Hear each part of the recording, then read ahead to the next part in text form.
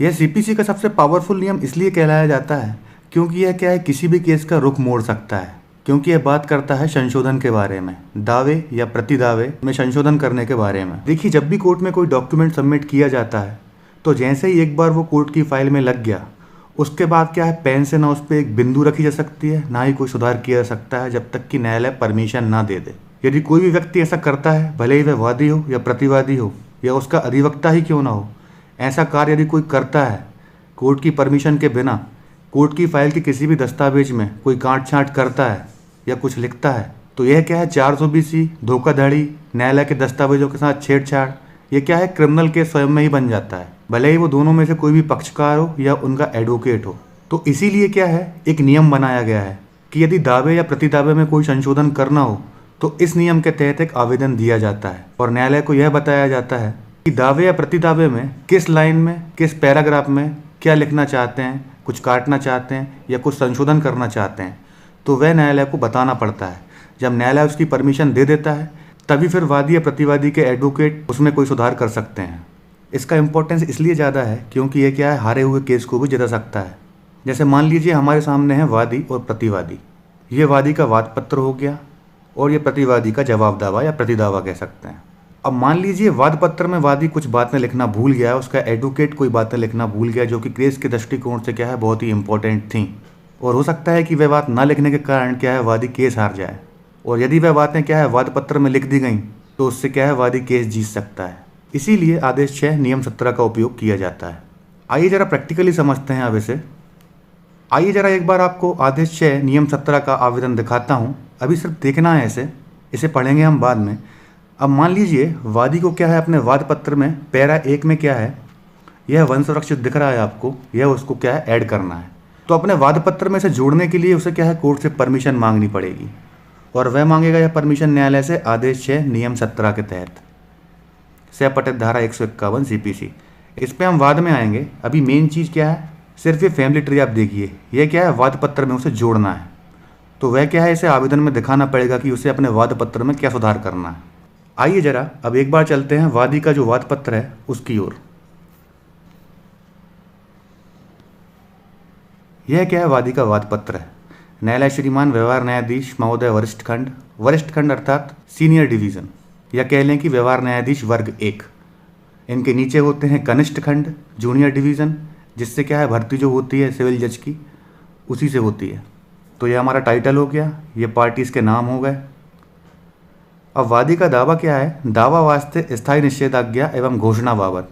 एक तो क्या है, उसे परमानेंट इंजेक्शन दिया जाए और उसके बाबत क्या है, घोषणा की जाए। यह क्या है, वादी का दावा है। मान लीजिए एक मकान का विवाद है, ये दोनों क्या है, आपस में भाई हैं, तो वादी की ओर से निम्न निवेदन है। तो ये क्या है, पैरा 1 में क्या है, वादी ने अपना इंट्रो दिया है और प्रतिवादी के बारे में बताया है कि ये दोनों कौन है। यह कि वादी राजेंद्र सिंह शर्मा आत्मा शिव शंकर शर्मा, उम्र 47 वर्ष, निवासी नर्मदापुरम रोड, मकान number 47, sector D, Nikhil bungalow, Bhopal Madhya Pradesh का स्थायी निवासी है एवं हाल निवास 337 अवधपुरी, सेक्टर 4, भोपाल मध्य प्रदेश है।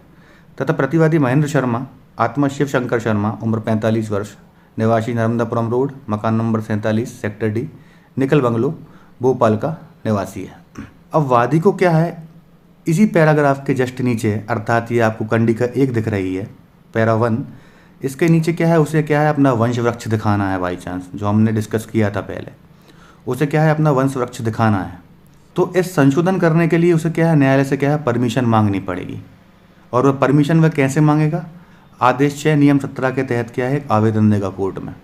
यदि कोर्ट उसको मंजूरी देती है तभी वह क्या है, यह संशोधन कर सकता है, अन्यथा किसी भी प्रकार का वादी ऐसा संशोधन नहीं कर सकता या उसका एडवोकेट ऐसा कोई संशोधन नहीं कर सकता जब तक कि क्या है, कोर्ट परमिशन ना दे दे। अब आइए देखते हैं कि यह परमिशन कैसे मांगी जाएगी, अर्थात वादी का एडवोकेट क्या लिख के देगा 17 के अंतर्गत, जिससे क्या है, उसे यह वंश वृक्ष जोड़ने की क्या है, अनुमति मिल जाए। तो यह रहा हमारा आदेश 6 नियम 17 का आवेदन, सेपटेट धारा 151। सबसे पहले टाइटल आ गया, कोर्ट का नाम, उसके बाद पार्टीज़ का नाम, फिर किस दिन आप लगा रहे हैं, प्रस्तुत दिनांक, और फिर आता है कि किस चीज़ का आवेदन है। तो आवेदन पत्र अंतर्गत आदेश 6 नियम 17 सेपटेट धारा 151 व्यवहार प्रक्रिया संहिता। देखिए आदेश 6 नियम 17 तो आप समझ ही गए, अभी मैंने बताया कि ये क्या है, संशोधन के लिए हम आवेदन दे रहे हैं। अब सेपटेट धारा 151 क्यों लिखा जाता है, क्योंकि 151 में क्या है, न्यायालय के पास क्या है, अंतर्भूत शक्तियां निहित हैं। अर्थात कहीं सीपीसी में ऐसा कोई नियम नहीं दिया गया है तो वहाँ पे न्यायाधीश क्या है अपने विवेक के अनुसार कार्य कर सकते हैं। उनके पास क्या है अंतर्भूत शक्तियाँ हैं। इसलिए सैपटित धारा 151 क्या है लिखा जाता है कोई भी आवेदन दें उसके साथ आप। वादी आवेदक की ओर से निम्न निवेदन है। अब ये वादी आवेदक इसलिए लिखा है क्योंकि वादी ही क्या है आवेदक है। जब आप कोई आवेदन देते हैं तो आप आवेदक बन जाते हैं और जब वाद की बात चल रही हो तो वहाँ पे क्या है वादी लिखाया जाता है। तो पहला, वादी ने एक वाद प्रतिवादी के विरुद्ध वास्ते स्थायी निषेधाज्ञा एवं घोषणा बाबत का युक्तियुक्त एवं सद्भावपूर्वक आवश्यकता के आधार पर प्रस्तुत कर रखा है, जिसमें प्रतिवादी द्वारा जवाब दावा प्रस्तुत कर दिया गया है और आगामी पेशी दिनांक को अग्रिम कार्रवाई हेतु नियत है। अर्थात इसमें क्या है पहले पैरा में यह बताया गया है कि हमने क्या है दावा लगाया था, उसका जवाब भी आ चुका है और वो क्या है अग्रिम कार्रवाई हेतु नियत है। अब आती है हमारी कंडिका, मेन कंडिका, कि आप क्या सुधार करना चाहते हैं इस आवेदन के अंतर्गत अपने वाद पत्र में। तो यह कि वादी अपने वाद पत्र की कंडिका 1 के कथनों में निम्न वर्णित वंश वृक्ष जोड़ना चाहता है। मतलब यदि आपको दावे में कोई संशोधन करना है तो आपको आवेदन में दिखाना पड़ेगा कि किस लाइन में किस वर्ड में आप संशोधन कर रहे हैं, वो पहले आपको आवेदन में दिखाना पड़ेगा। फोर्थ, यह कि उक्त संशोधन से मुकदमे का निर्णय प्रभावी ढंग से हो सकेगा और इससे प्रतिवादी के हक पर कोई कुठाराघात भी नहीं होगा। अर्थात वादी के संशोधन से क्या है प्रतिवादी के हक अधिकार पर कोई प्रभाव नहीं पड़ेगा। अब जैसे मुझे एक ही संशोधन करना था तो मैंने क्या है वंश वृक्ष का संशोधन किया अकेला। आपको और भी संशोधन करने हो अन्य पैरा में तो आप वो भी ऐड कर सकते हैं। और लास्ट में आती है क्या है प्रेयर। अतः माननीय न्यायालय से निवेदन है कि न्याय हित में यह आवेदन पत्र स्वीकार किया जाकर वादी को अपने वाद पत्र में उपरोक्त संशोधन के जरिए अतिरिक्त कथन जोड़े जाने की आज्ञा प्रदान करने की कृपा करें। यहाँ पे स्थान आ जाएगा, दिनांक, द्वारा अधिवक्ता और क्या है वादी आवेदक के क्या है हस्ताक्षर। इस प्रकार क्या है 76 का आवेदन तैयार किया जाता है।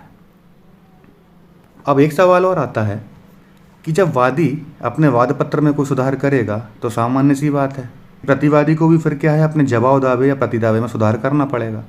तो जहाँ जहाँ क्या है वाद पत्र में वादी सुधार करेगा तो फिर वहीं वहीं क्या है प्रतिवादी भी क्या है अपने जवाब दावे या प्रतिदावे में क्या है सुधार करके पुनः अपना जवाब देगा। तो जैसे क्या है वादी ने क्या है अपने वाद पत्र में सुधार कर दिया, संशोधन कर दिया, तो फिर क्या है प्रतिवादी का जवाब आता है। तो प्रतिवादी फिर क्या करेगा, उसे यदि स्वीकार है वह वंश वृक्ष जो वादी ने अपने वाद पत्र में पुनः संशोधित करके दिया है, यदि उसे स्वीकार है तो वह स्वीकार करेगा और यदि अस्वीकार है तो क्या है उसे अस्वीकार कर देगा कि वह वंश वृक्ष क्या है उसे अस्वीकार है, अर्थात वो गलत है, कुछ भी लिख सकता है वो। अब जैसे कि क्या है वादी ने अपने वाद पत्र में बताया था पहले पैरा में कि वह कहाँ का निवासी है, उसका हाल निवास क्या है, मूल निवास क्या है और प्रतिवादी का मूल निवास कहाँ है। तो जो चीज़ क्या है प्रतिवादी को स्वीकार है वह उसे क्या है स्वीकार लिख देगा और जो चीज़ अस्वीकार है उसमें वह क्या लिखेगा, आइए पढ़ते हैं। यह कि दावे की कंडिका 1 के कथनों में यह स्वीकार है कि प्रतिवादी महेंद्र शर्मा आत्मा शिव शंकर शर्मा उम्र 45 वर्ष, निवासी नर्मदापुरम रोड, मकान number 47 sector D, Nikhil bungalow, Bhopal Madhya Pradesh का निवासी है। से संपूर्ण कथन झूठे, बनावटी एवं मनगढ़ंत होकर अस्वीकार है। आपको क्या हर चीज़ क्या है स्पेसिफिकली क्या डिनाई करनी पड़ती है। यदि आप डिनाई नहीं करते तो यह माना जाता है कि आपने क्या है उसे स्वीकार कर लिया है। जैसे वंश वृक्ष को अस्वीकार करना है तो उसको लिखना पड़ेगा यहाँ पे कि यह वंश वृक्ष गलत है, झूठा है, बनावटी है, मनगढ़ंत है और क्या है अस्वीकार। तो फिर जो भी जवाब दे, यदि स्वीकार होगा तो स्वीकार कर लेगा प्रतिवादी उसे और यदि नहीं होगा तो अस्वीकार लिख देगा फिर वहाँ पे, या इनकार है ऐसा भी लिख सकता है। तो यह क्या है वादी का दावा हो गया। यह प्रतिवादी का क्या है जवाब दावा हो गया। और यदि इन दोनों में संशोधन करना है तो यह रहा उसका आवेदन। जिसको भी संशोधन करना हो यह आवेदन देके पहले कोर्ट से परमिशन मांगेगा और फिर क्या है अपने जवाब दावे में या दावे में क्या है संशोधन कर सकते हैं। अब आइए एक बार आदेश 6 नियम 17 को भी देख लेते हैं कि वह क्या कहता है। आदेश 6 नियम 17 अभिवचनों का संशोधन। न्यायालय कार्रवाइयों के किसी भी प्रक्रम में किसी भी पक्षकार को ऐसी रीति से ऐसे निबंधनों पर जो न्याय संगत हों अपने अभिवचनों को परिवर्तित या संशोधित करने के लिए अनुज्ञात कर सकेगा और वे सभी संशोधन किए जाएंगे जो दोनों पक्षकारों के बीच विवाद के वास्तविक प्रश्नों के अवधारण के प्रयोजन के लिए आवश्यक हों। अर्थात न्यायालय किसी भी प्रक्रम में कार्यवाही के पक्षकार को ऐसी रीति से और ऐसे निबंधनों पर, मतलब ऐसी रीति और जो निबंधन है जो क्या है न्याय संगत हों, ऐसे नियम अपने अभिवचनों को परिवर्तित या संशोधित करने के लिए क्या है अनुज्ञात कर सकेगा। अर्थात उन्हें क्या है आज्ञा दे सकेगा कि ऐसे अभिवचनों को वो क्या है परिवर्तित करें या संशोधित करें। और जो क्या है दोनों पक्षकारों के बीच जो विवाद है उसके क्या है निर्धारण के प्रयोजन के लिए क्या है आवश्यक हो, अर्थात जो मुख्य विवाद है उसका क्या है निर्धारण किया जा सके, ऐसे संशोधन। परंतु विचारण प्रारंभ होने के पश्चात संशोधन के लिए आवेदन को तब तक अनुज्ञात नहीं किया जाएगा जब तक कि न्यायालय इस निर्णय पर न पहुंचे कि सम्यक तत्परता बरतने पर भी वह पक्षकार विचारण प्रारंभ होने से पूर्व वह विषय नहीं उठा सकता था। मतलब यदि कोर्ट